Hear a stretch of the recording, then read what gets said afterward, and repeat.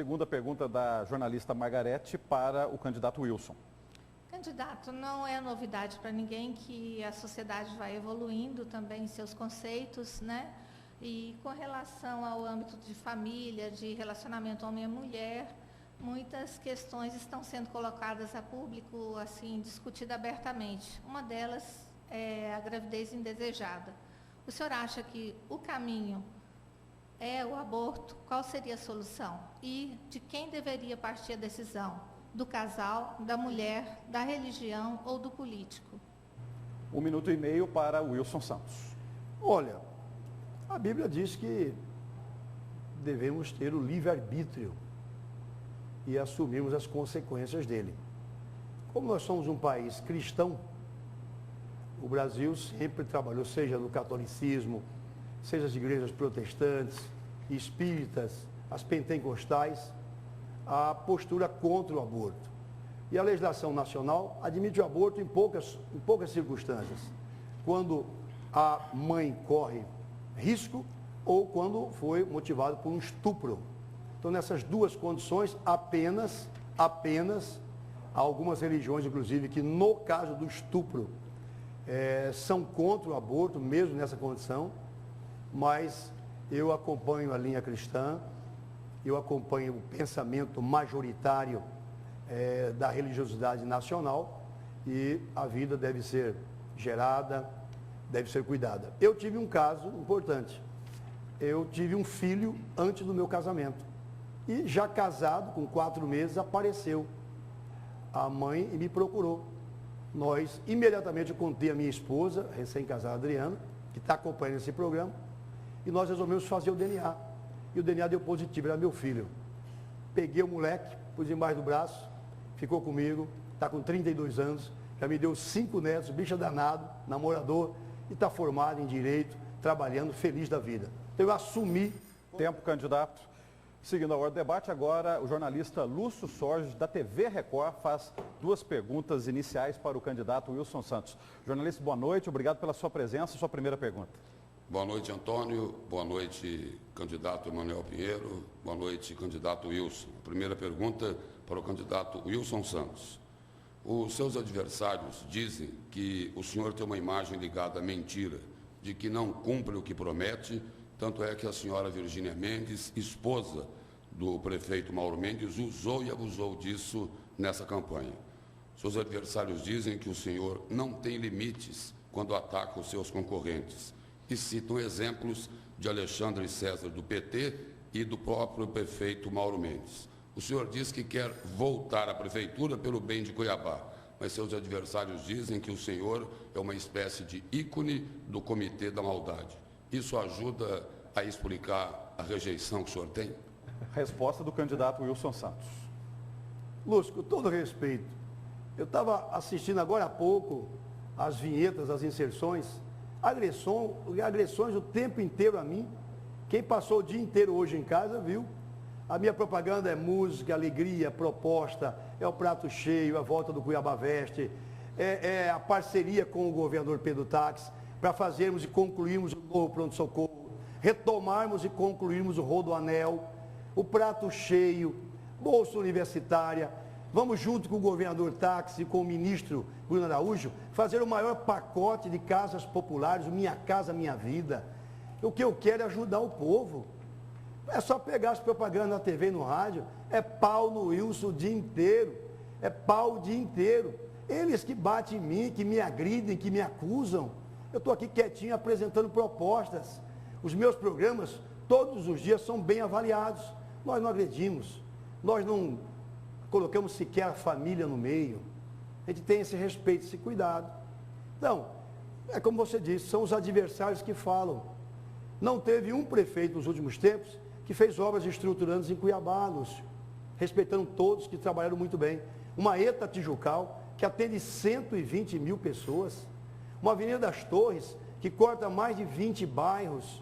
2 museus, o Museu da Imagem do Som, que eu concluí do França, e o Museu do Morro da Caixa d'Água Velha. Restaurante para os pobres, casas populares, 6 mil jovens pobres nas universidades. Tempo, candidato. Jornalista Lúcio, por favor, sua segunda pergunta ao candidato Wilson. Candidato, o senhor utiliza como seu principal cabo eleitoral o governador Pedro Taques para falar em combate à corrupção, além de comparar a atual administração com o governo anterior, do ex-governador Silval Barbosa. O senhor diz que o seu adversário fechou os olhos para os escândalos de corrupção, mas o Wilson Santos também tem problemas com a justiça.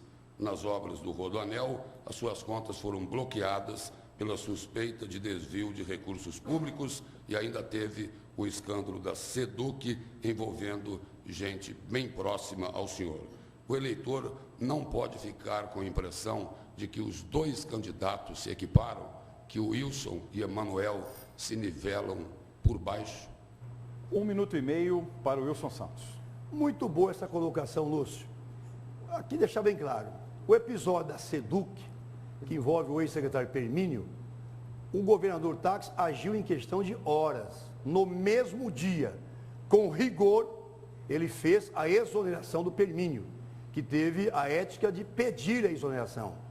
No caso do meu irmão Elias, no mesmo dia o governador agiu e fez a demissão. No caso do Silval e do meu concorrente, o Emanuel, não. Todo mundo sabia que o Silval deitava e rolava na desonestidade, no desvio de recursos públicos. A CPI das obras da Copa terminou a semana passada. Quase 500 milhões de roubo nas obras da Copa. E o meu concorrente, o Emanuel Pinheiro, era fiscal das obras da Copa. Eu vi várias vezes, inclusive, com capacete de engenheiro dentro dos canteiros de obra. E absolutamente não abria a boca para nada. Acompanhou tudo, VLT, Arena Pantanal, calado. O Pedro agiu, demitiu o Permínio imediatamente. No meu caso específico, no Rodoanel, não houve desvio de absolutamente nada. O problema é que eu não falei no processo até agora. São 3 lotes do Rodoanel, só mediram 2. Quando medir o terceiro, vai ver-nos com clareza que não houve nenhum prejuízo ao Rodoanel, em hipótese nenhuma. Na minha vida não tem desvio do dinheiro público. Tempo, candidato. Agora, seguindo a ordem do debate, o jornalista Lúcio Sorge faz 2 perguntas para o candidato Emanuel Pinheiro. Jornalista, primeira pergunta, por favor. Candidato, o ex-prefeito Chico Galindo diz que Mauro Mendes não teve coragem de romper o contrato com a CAB. O atual prefeito disse que a concessão foi vergonhosa, uma atrapalhada e muito mal explicada. O PTB de Chico Galindo, além de ser um grande financiador da sua campanha, também indicou o seu candidato a vice. No caso da água, Chico Galindo diz que a concessão, com ou sem a CAB, tem que continuar. Seus adversários falam que existe aí um grande acordão. Os palpites de Chico Galindo significam que é ele quem vai definir a questão do saneamento e isso não compromete o que o senhor diz de que não aceita cabresto? 1 minuto e meio para Emanuel Pinheiro. Lúcio, os meus adversários falam que existe um grande acordão, talvez porque eles entendam bem o que é um grande acordão. Eu não entendo o que é grande acordão. Eu entendo que é cuidar da vida das pessoas, o que é ser um prefeito próximo da vida das pessoas e ser um prefeito preparado para mudar e transformar Cuiabá, melhorando a vida das pessoas e transformando a Cuiabá dos 300 anos numa cidade muito melhor para se viver.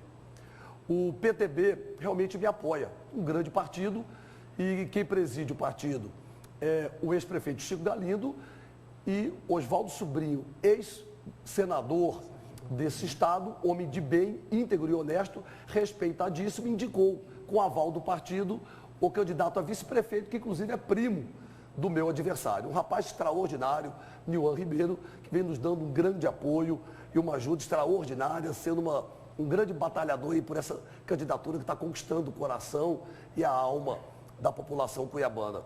E eu sei que incomoda os nossos adversários, porque poucos políticos têm condições de serem independentes. E Emanuel Pinheiro é independente.